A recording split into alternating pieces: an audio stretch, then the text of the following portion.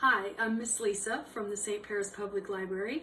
Today is another cooking class for our summer reading program 2022, which is outdoors. So these recipes can be converted to be done on a camping trip on an open fire, or you can actually do them on your barbecue grill, or you can do them in your kitchen. Today we're going to be making Pita Pocket Pizzas. Say that 3 times fast. One of the things I wanted to talk to you about is aluminum foil, okay? I researched a bunch of recipes. I got a bunch of really good recipes. I got those foil pack recipes. Well, then I started looking into aluminum foil and the differences in aluminum foil, and I wanted to talk to you about the thicknesses and what different foils are used in different situations.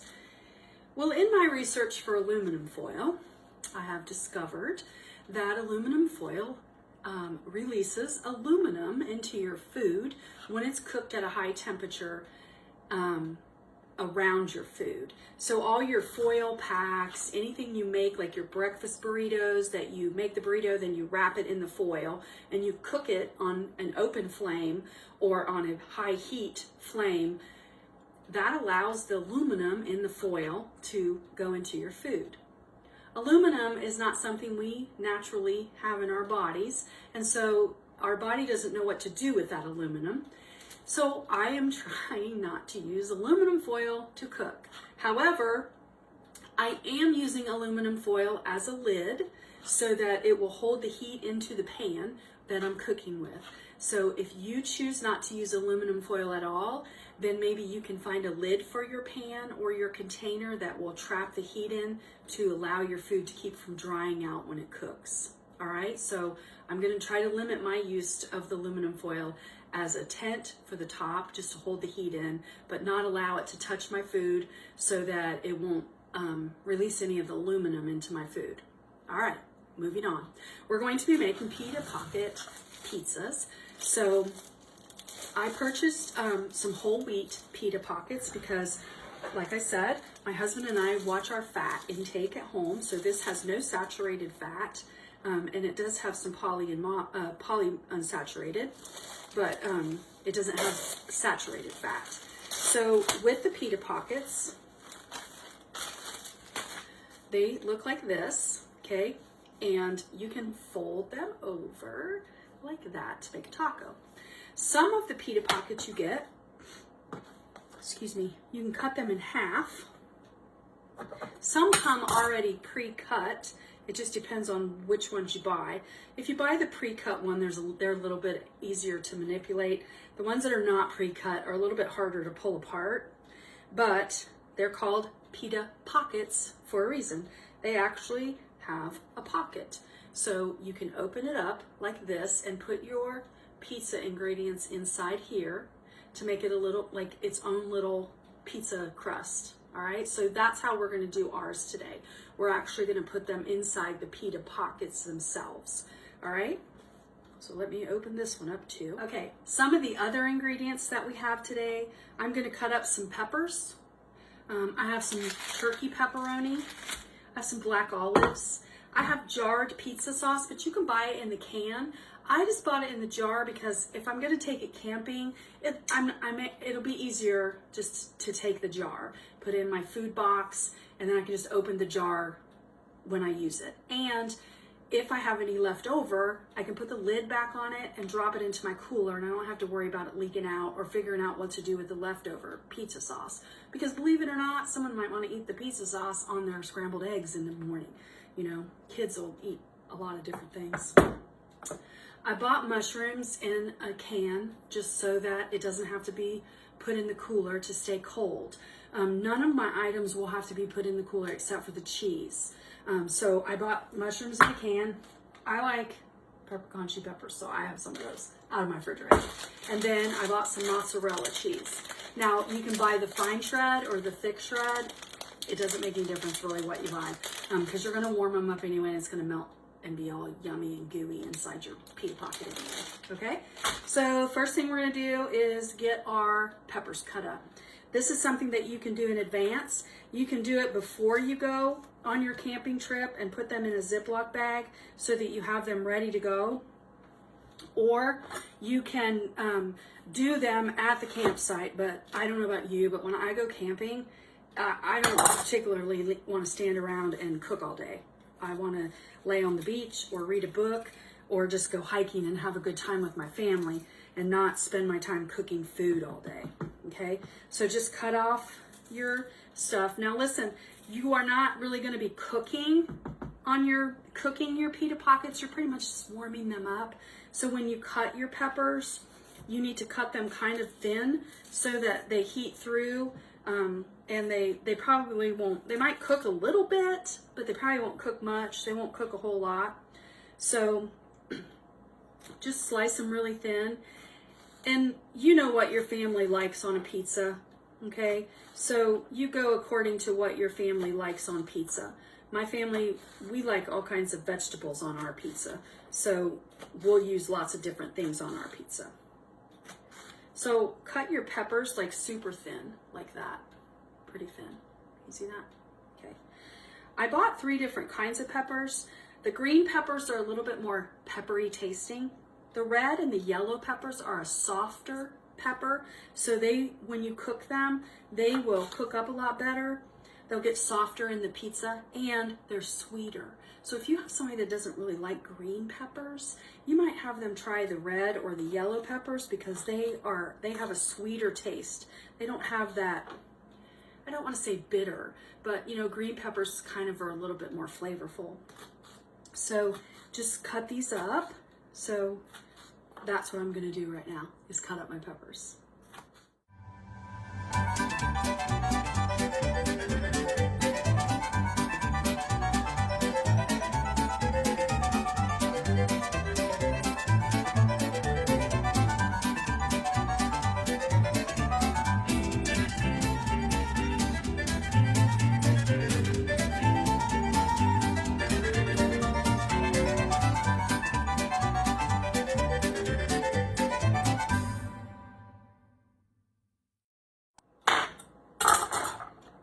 All right, the peppers are all cut up. I'm gonna open my mushrooms and I'm gonna drain them off. If you don't think you're going to use the whole can of mushrooms, I save the juice out of the mushroom can when I'm cooking. So if you're gonna cook omelets or something the next day and you think you're gonna have some mushrooms left over for that, you might save some of the juice if you want to put in with your eggs and scramble your eggs with that. But I'm gonna open up my mushrooms and drain them, and my olives, and I'm going to drain them as well.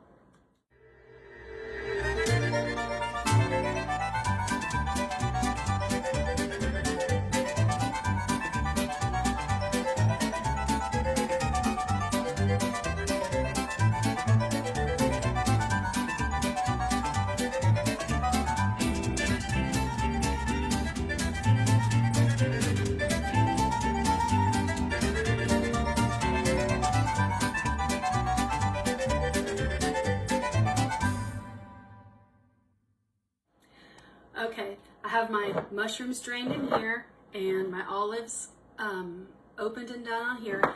Now the olives I had were whole olives, but the olives you have in your bag are actually pre-sliced olives. So you can just use them that way.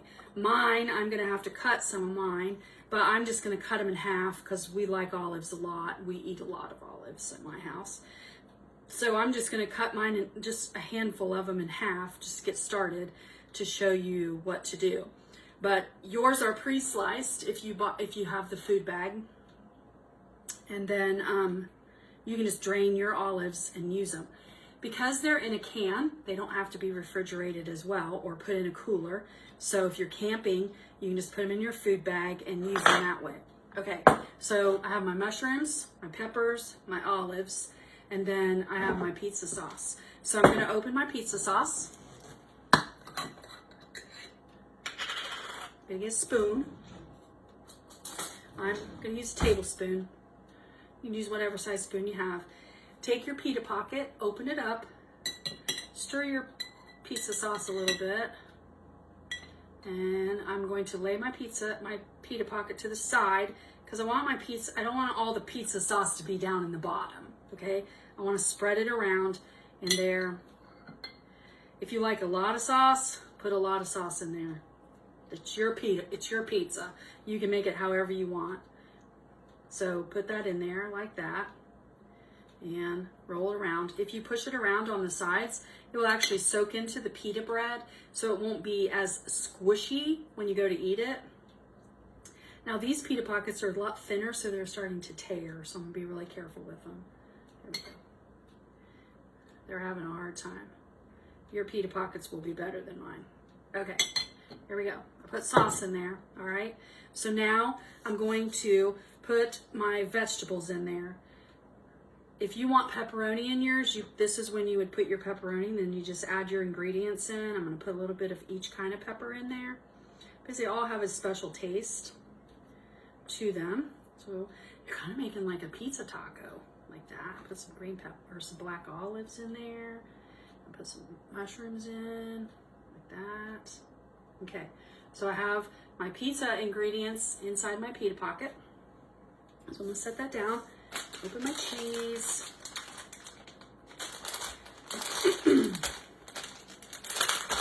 Mine is regular mozzarella. My husband gets fat-free mozzarella. You should have regular mozzarella in your bag. So I'm gonna put the cheese in there. I'm gonna lay it on top. Cheese is good, but don't over cheese it, okay? Because cheese it's got fat in it. So when it melts, it's gonna get greasy or oily. I know you've seen a greasy pizza before. So you don't want it to be like overly greasy in your pan, all right? Or in your pizza, because it won't be good. So use your cheese with moderation. You don't need a whole lot of cheese to make it taste good. Now, I'm gonna put peppercorn peppers in mine, but I'm not doing that until after I take it out because I'll eat it with my pizza. And we also don't eat meat. We don't eat pepperoni, okay? So I'm not putting pepperoni in mine, but you will have it in your pack for you to put in yours. Now, because I read the aluminum foil thing, I have an old cake pan that I'm gonna use to cook with. If you don't have an old pan to cook on the stove with or to cook on a fire with, you can get a pretty decent one at the Goodwill. And just get one at the Goodwill that you can use. So I set my pitas in there like that so they stand up so my ingredients don't ooze out when it cooks, okay? So I'm gonna make some more to fill up my pan. Like I said, I'm gonna make 2 for me and 2 for my husband so we can have them to eat today. And then I'm going to put foil on the top. So right now, I'm gonna finish making the other pitas and then we'll come back and see the finished product once I put the foil on top.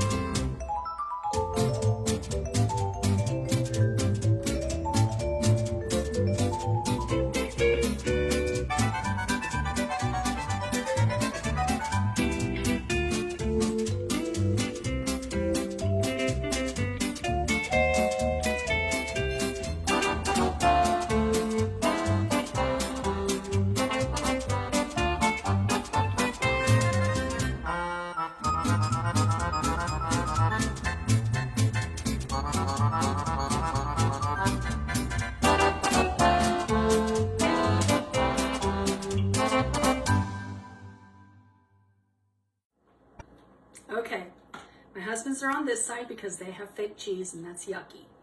Mine are on this side because I have real mozzarella cheese, and that's yummy. So because I don't want them to dry out, because your pitas will dry out in the heat, I am going to use aluminum foil. If you have a pan with a lid, then knock yourself out and use that. So I'm going to do what they call and make a tent, which is like this. So I'm going to like crease it that way so that it's not touching my food, but it's holding the heat in, and I want it to hold in the steam because I don't want my pizzas to dry out. And remember, you're not cooking them, you're just heating them. So you don't need to cook them very long on the grill or the fire.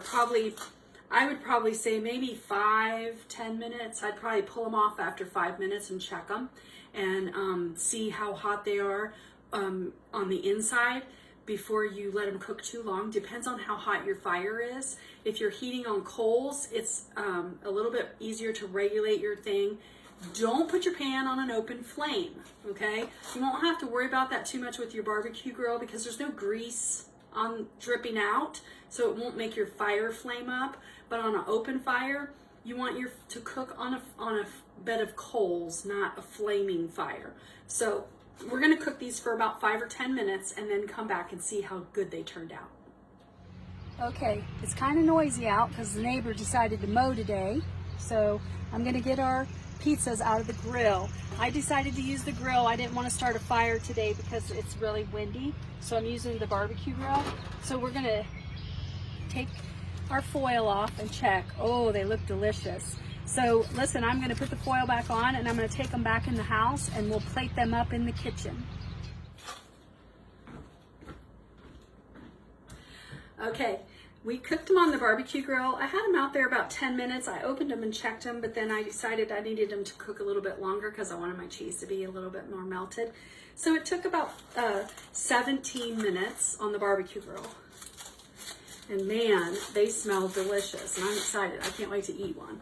So if you remember, mine are on one side, my husband's are on the other, but now I don't remember which is which. So I'm gonna have to look in there. That cheese is pretty melty. I think this side might be mine, but I can't remember which side's mine. So I think that we will go with, I think I'm gonna say this side's mine because the cheese is a little bit melty. Oh, they got stuck together and mushy. So let me scoop them out together. Since they were touching and not wrapped in the foil, they stuck together. Take my knife. I'm just gonna cut them. The pita's got too soft, so we might need to use a thicker pita. But ooh, they smell good. I'm gonna cut mine. I'm gonna lay it open for you. So you can see that everything melted inside. Everything's all gooey and melted inside. I think they're gonna be delicious. I just wanna see. The peppers still have a little bit of a crunch to them, but they still taste good. It's really good. And they're really warm inside, so be really careful that you don't burn your tongue on that hot sauce because they're kind of like a pocket, like one of those hot pockets that burns the taste buds off your tongue. Delicious. These are good. I'm definitely going to make these again. So I hope you enjoyed today's cooking class with Pita Pocket Pizzas. See you next week.